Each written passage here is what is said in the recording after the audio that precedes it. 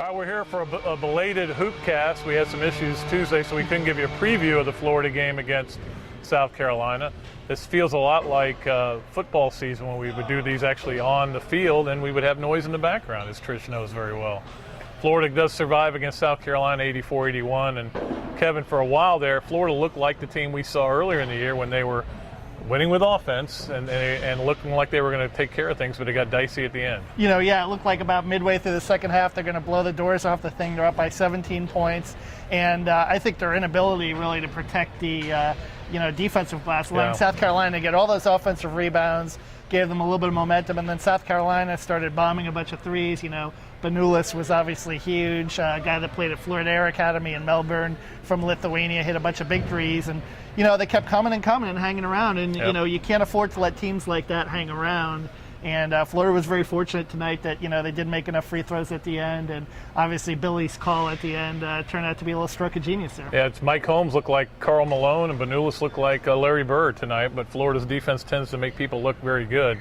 And there's no question that Billy's call was hey, in hindsight, it was a great call. If it hadn't worked out and there had been a tip in on the second missed free throw, but there wasn't. They never even got to that point because Devin Downey missed the first free throw. But and I wrote about this. This is a play, Kevin, that people scream at the TV all the time. Foul the guy. Don't let anybody get off a three. And Florida, I think in part because I think Billy knew if somebody got one off, it was going in. There was a fear, though. There's always that fear of worst-case scenarios. If they hit the three with the clock going down, then it's a tie game going into overtime. Say if this didn't happen, but Downey makes the first, he misses the second. There's a foul on the tip-in, or somebody gets a crazy bounce and gets a three-pointer, and then you lose the game by one in the closing seconds. So I think that's why maybe some coaches avoid it, but certainly with the way Florida was defending the three-point line tonight, it certainly was a good move. And with the crew that they had tonight, anything could have happened because it was another bizarre officiating, I thought. I'm not favoring one way or the other, but you never knew what was going to get called. The one on Spates where he kind of touched the guy's back was a foul, but on the other end, Tyus gets his block knocked off. There's no foul, but it's just what you have to expect. And again, I saw a little bit of this tonight. Calates complaining after a foul wasn't called. They got to forget it. Look, you're going to get bad calls in the SEC. And he complains, and then they go down on the other end and get an easy basket when he should be hustling back on defense. I think that's the thing that probably concerns Billy more. You got to learn to play through those things. You're going to have some adversity, things happen.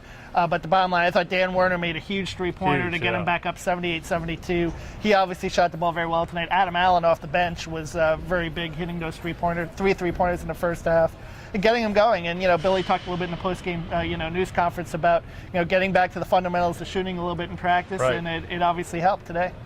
Yeah, it's funny. The only shot Allen missed, he got fouled on, but there was no call. So it was interesting. But, one thing I noticed during the game, I don't know if you saw this, Kevin, but there was a point where Florida was making a nice defensive stand down here on this end, and Jay Lucas looked up at the free throw or at the shot clock.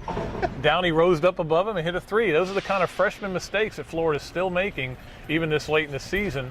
And there was things. Chandler Parsons getting chewed out by Billy at halftime because he'd celebrated Maurice Spates' dunk and didn't get back down, and Downey hits a layup on the other end. So this is a team that's still, you watch them and you go, you see potential. You just don't know if it's going to come out this year where they're going to really play a complete game against a quality team. I guess you could say the Vanderbilt game, and certainly they played good in that, but if they're going to go to the NCAA tournament, they're going to have to play really well against some really good teams. Yeah, and they came out, I thought, early, first 5 minutes of the second half, they made defense a priority.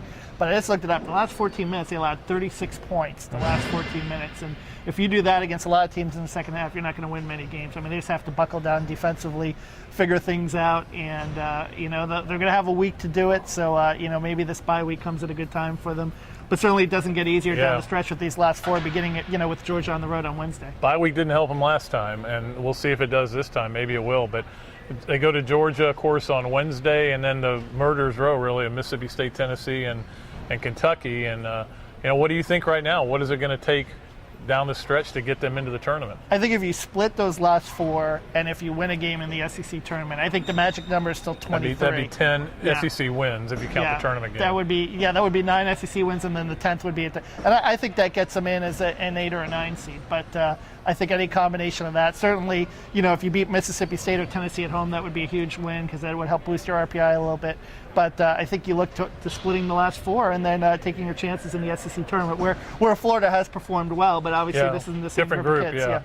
kids. It's funny because they're back on the bubble, I guess you would say, with getting that win, but they had to have this one tonight. And South Carolina is a team that's interesting to watch because they do make so many threes, and they played so well. They play well on the road. They're not good at home, and you've been there, and you know why they're not good at home. They make no noise at home.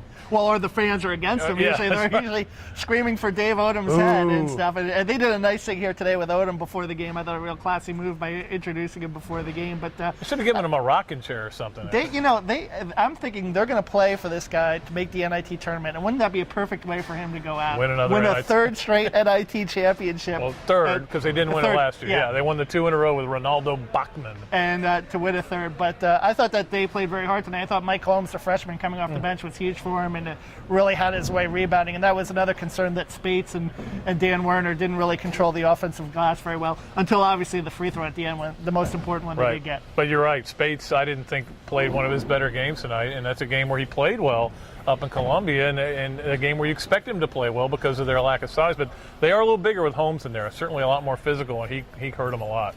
Yeah, definitely. It was a game that Florida had to have, and they pulled it out. They just made the plays that they had to down the stretch. It wasn't very impressive, but at this point, you get to 20 wins, and you hope you get a few more and maybe get to the tournament and take your chances there. Yeah, impressive doesn't matter anymore. You just got to get every win you can.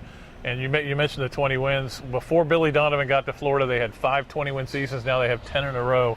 And no matter what you think of this team, that's a tremendous accomplishment. Yeah, with a group of mostly freshmen, sophomores, 5 new starters.